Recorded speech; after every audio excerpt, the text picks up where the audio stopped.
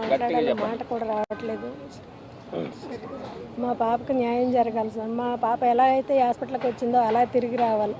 మాకు న్యాయం జరగాలి. మళ్ళీ ఎవరికి ఇలాంటి రాకూడదు.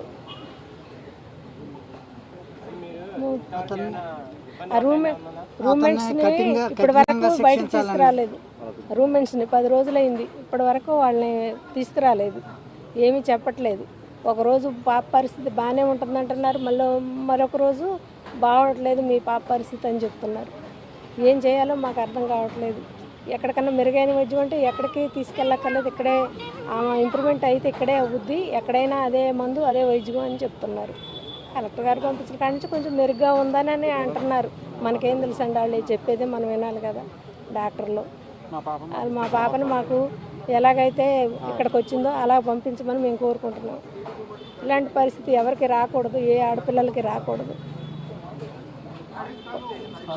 ఆడికి తగిన శిక్ష పడాలి. ఆడిని నడి రోడ్డు మీద ఎన్కౌంటర్ చేయాలి సార్.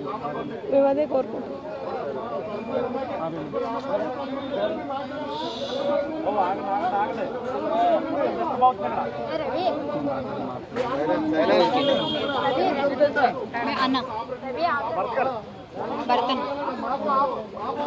మా పాపని మాకు అప్పచెప్పండి.